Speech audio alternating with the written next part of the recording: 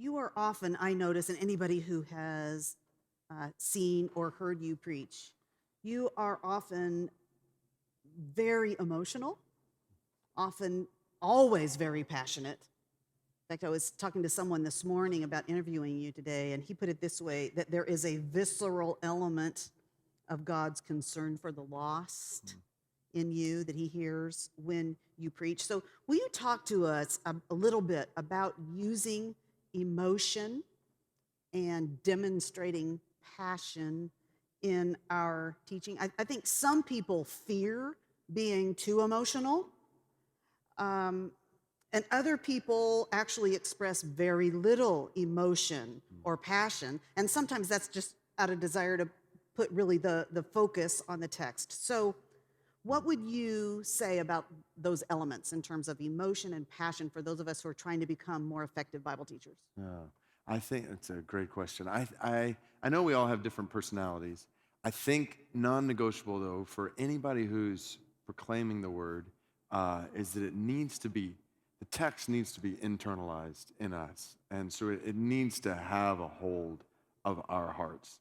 And obviously that's going to look different in different, but it needs to have a hold in our hearts. I mentioned Jim Shaddix. I remember one day he and I were going to like tag team preach. And so we were tag team preparing and just doing preparation together.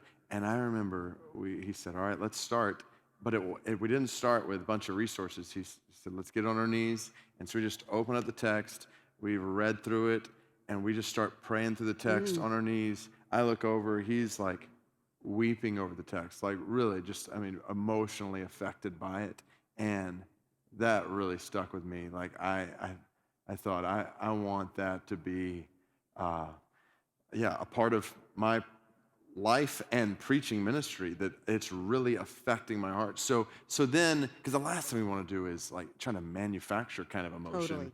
in any preaching or teaching of God's word. Like that's not pleasing to God. It's not helpful to anybody. An audience feels manipulated by Yeah, that. so I think that's really unhealthy. But if the text has affected you, I think it's going to come out. And I would just say, um, to the extent to which possible, the mood of the text should be reflected in the mood of the proclamation of that text. So if it's a really serious passage about judgment, it would make no sense to preach that passage with like a big smile on your face the whole time. It's just like, okay, something's not adding up here.